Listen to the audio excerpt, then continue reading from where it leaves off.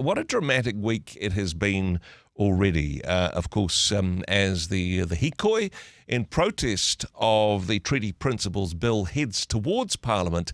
Yesterday in Parliament, dramatic scenes of haka and, well, various people expelled from the House, and even the House suspended for a period of time. Joining us on the program now, a political commentator from the Democracy Project, Dr. Bryce Edwards. Bryce, kia ora. Morena.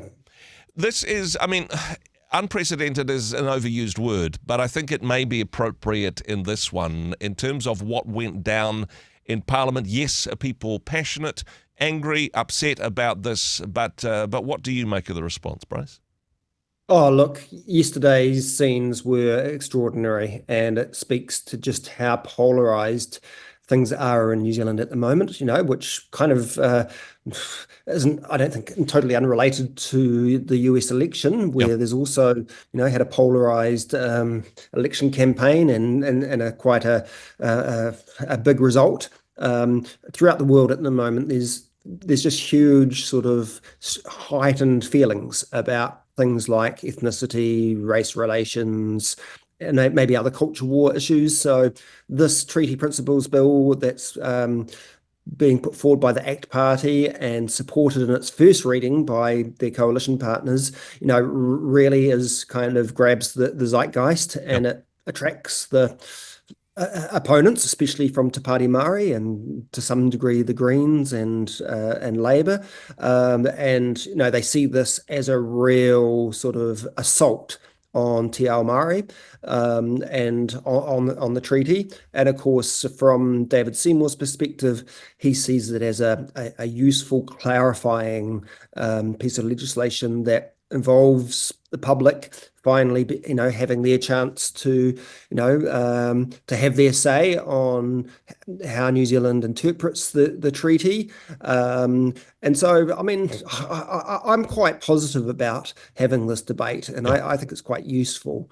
But unfortunately, it is in a very heightened place, and there is going to be a lot of division. And so in Parliament yesterday, it was entertaining but also a bit sad that it becomes so raucous and so difficult to have a meaningful and insightful debate. Yes, it wasn't really a debate. It was a boiling over of emotions, and people, have strong views and opinions for some very good reasons in that regard. What do you make of Jerry Brownlee, Speaker of the House? What do you make of his handling of it? In a very difficult situation to manage. Look, I'm not sure how better he could handle it.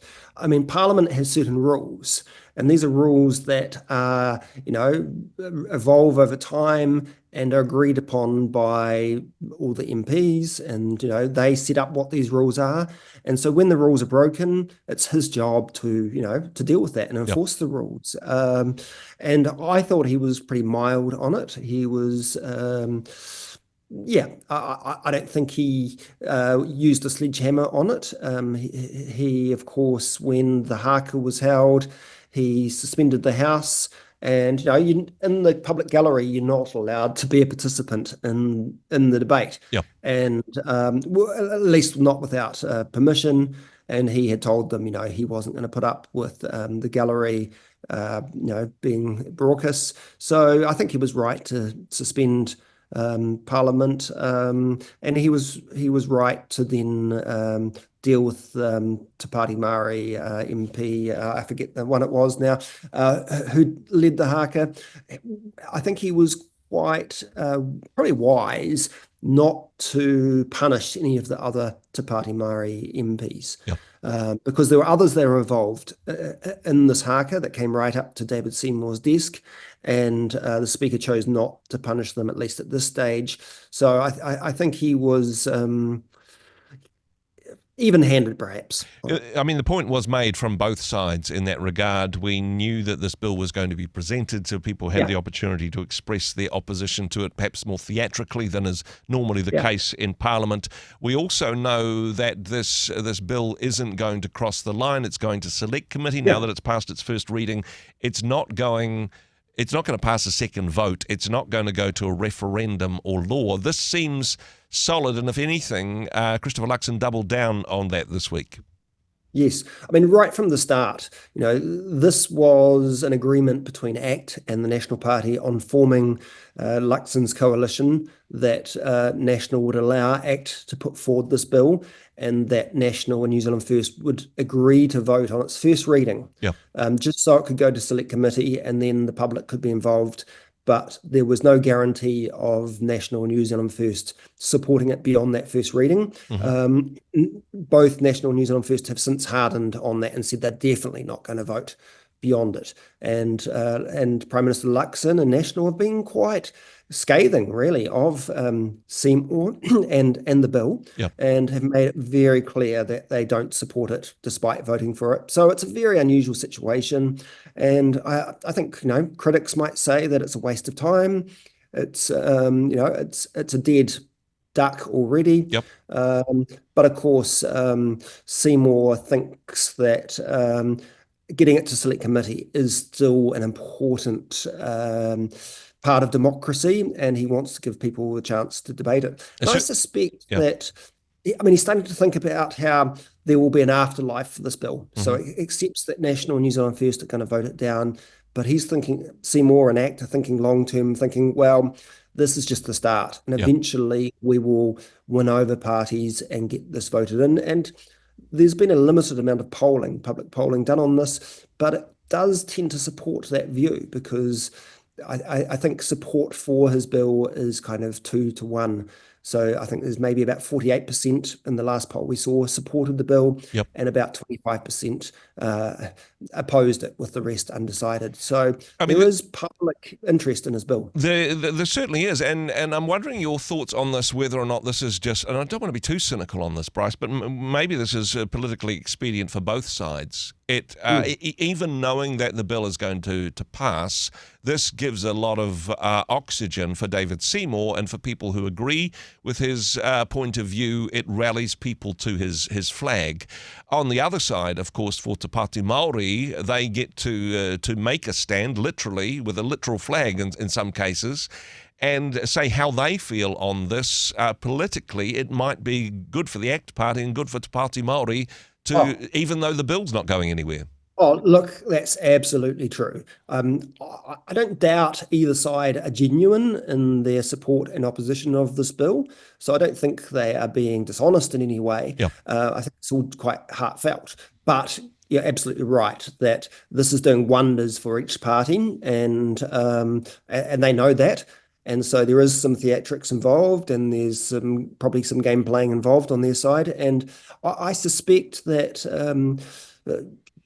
ultimately this will be electorally good for especially Te Pāti Māori and for ACT, at the two ends of the spectrum, maybe for the Greens as well. But Labour and National are the ones that are really uncomfortable with this. They're stuck in the middle. They have some maybe support for the bill and some support for the opposition to it. So they're a bit, I think their caucuses are a bit divided, and they're not really sure how to handle it. Certainly Labour is now going to have to struggle with how do they deal with this hikoi going through the country. Certainly, Willie Jackson was certainly getting some limelight yesterday. In fact, he got kicked out of Parliament for it, and there were members of various political parties joining in the actual haka in Parliament. So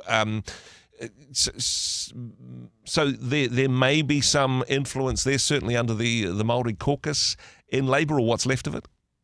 Yeah, I think you're right. Yeah, Te Pāti Māori and the Greens are just very certain they're opposed to this and willing to do the hakas in Parliament. Labour, less so. Willie Jackson's, leading the fight for Labour and the Māori caucus against the Treaty Principles Bill, but I'm not sure to what extent that represents the wider Labour caucus.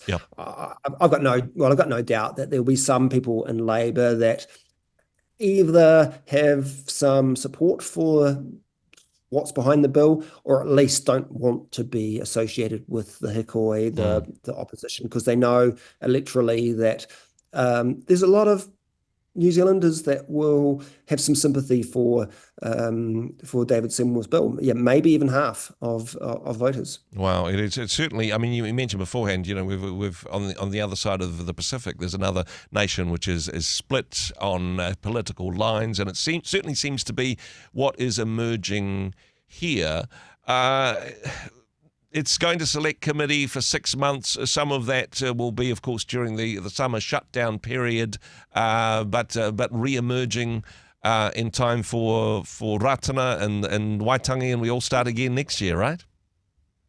Exactly. And I think people will be discussing this at barbecues and so forth over the summer, and hopefully we can have some informed debate. And I think that's great. And then the onus is on the likes of Radio Rhema and people like myself to help feed into that debate and make it one that's a useful one and a convivial one.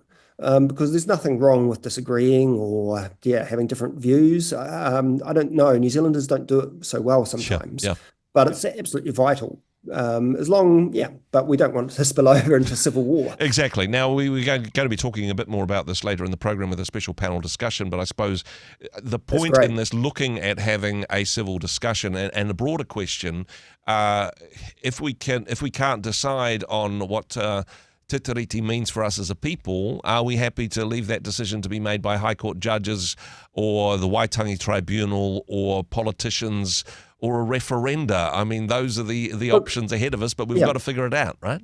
I think that's a really good way of putting it, actually, because there are some people that say, look, we can't discuss this, we can't decide these principles, they are there already, but that kind of avoids the fact that someone's deciding them and someone's decided them, and they do tend to be, at the moment, High Court judges and senior public servants and so forth. And it's not to say they're wrong, but that, just because they have interpreted what the treaty means doesn't mean they're right.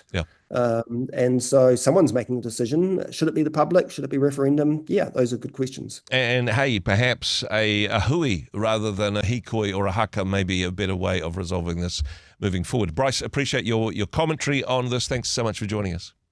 Okay, thanks, Andrew. Hey, thanks very much for joining us in the Rhema studio. Thanks very much for watching the interview.